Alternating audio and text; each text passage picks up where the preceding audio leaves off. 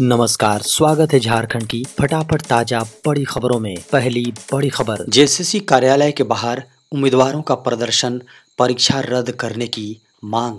JSSC यानी झारखंड कर्मचारी चयन आयोग की ओर से ली गई सीजीएल यानी संयुक्त स्नातक स्तरीय परीक्षा में कथित गड़बड़ी की शिकायत करने वाले 6 लोगों को आयोग ने अपना पक्ष रखने के लिए बुलाया। बता दें कि झारखंड कर्मचारी चयन आयोग की ओर से 21 और 22 सितंबर को पेन पेपर बेस्ड परीक्षा ली गई थी।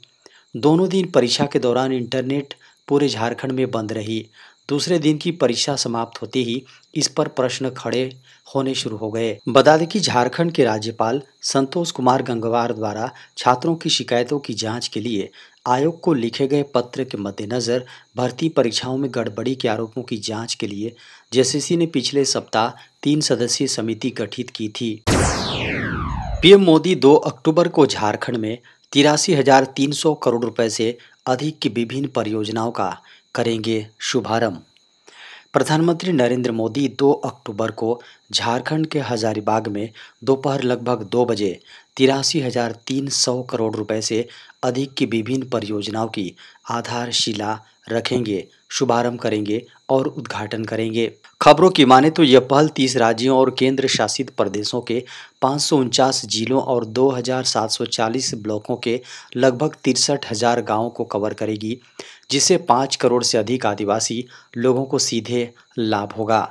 बता दें कि वह 79,150 करोड़ रुपए से अधिक के कुल परिव्यय के साथ धरती आबा जनजातीय ग्राम उत्कर्ष अभियान योजना का भी शुभारंभ करेंगे।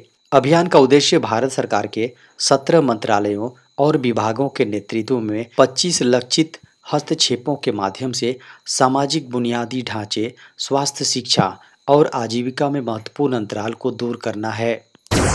झारखंड में एक बार फिर बदल सकता है मौसम, 2 से 10 अक्टूबर तक बारिश के आसार।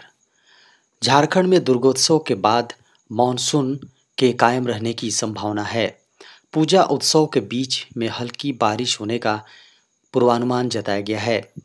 मौसम विभाग की माने तो झारखंड की राजधानी रांची समेत झारखंड के विभिन्न इलाकों में 2 से 10 अक्टूबर तक हल्के बादल छाए रह सकते हैं और बीच बीच में बारिश भी हो सकती है। बता दें कि दुर्गा पूजा के अवसर पर 3 अक्टूबर को कलश स्थापना के साथ शुरू होगा। मौसम विभाग के अनुसार झारखंड में 15 अक्टूबर तक मानसून की वापसी हो सकती है। पिछले वर्ष इसकी वापसी 21 अक्टूबर को हुई थी। बता दें कि दशहरा के दौरान 10 अक्टूबर तक हस्त नक्षत्र, हथिया नक्षत्र भी रहेगा।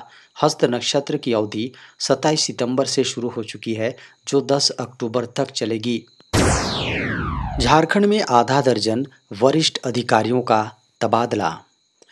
झारखंड की हेमंत सोरेन सरकार ने झारखंड में विधानसभा चुनाव से पूर्व बड़ा प्रशासनिक फेरबदल कर दिया है। खबर है कि झारखंड की हेमंत सरकार ने सोमवार को 6 वरिष्ठ अधिकारियों का तबादला कर दिया है।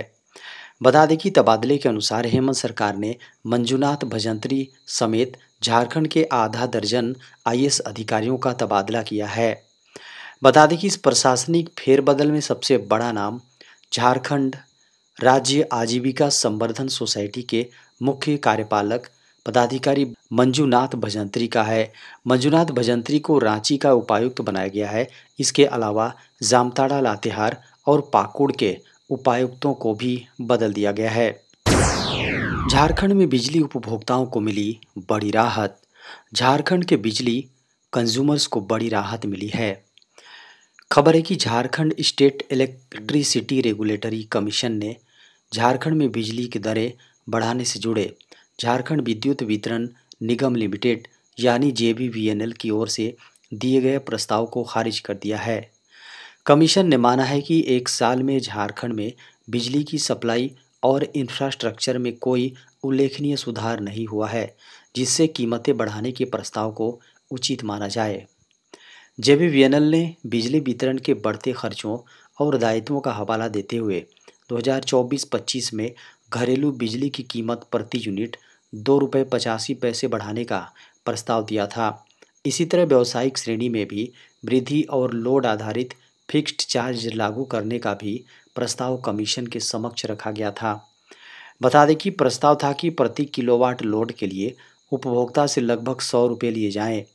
Jharkhand state electricity regulatory commission ने प्रस्ताव पर 23 अगस्त से 2 सितंबर तक झारखंड के सभी 5 प्रमंडलों में जन सुनवाई की थी। झारखंड के मुख्यमंत्री हेमंत सोरेन ने कहा, झारखंड के 24 जिलों में स्कूल खोलेगा श्रम विभाग।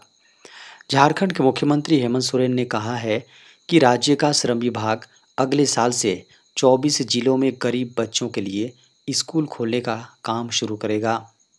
मुख्यमंत्री ने धनबाद जिले में एक सरकारी समारोह को संबोधित करते हुए यह बात कही।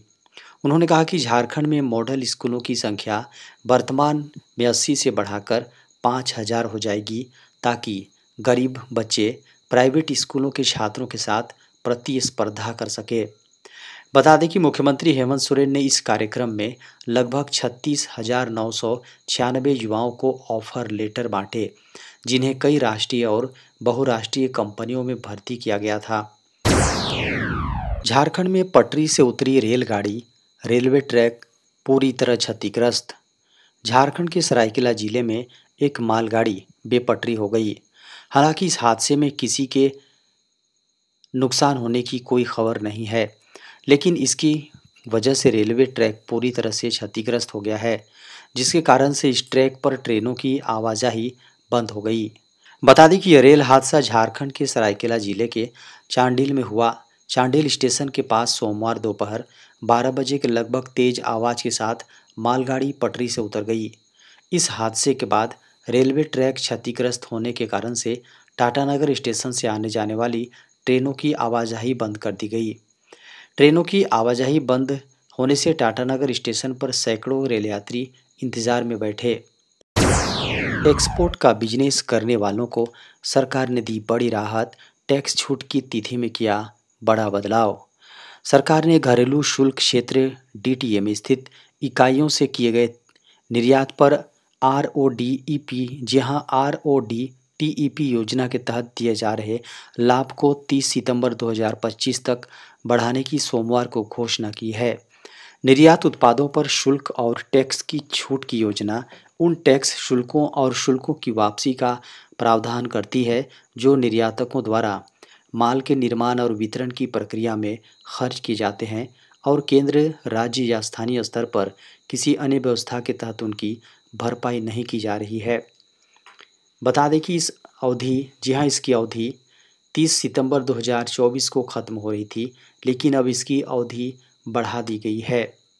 डीजीएफटी के अनुसार आरओडीटीईपी योजना के तहत संशोधित दरों को भी इस साल 10 अक्टूबर से लागू करने के लिए अधिसूचित किया गया है। आइसगेट पोर्टल नई दरों के साथ लागू हो जाएगा।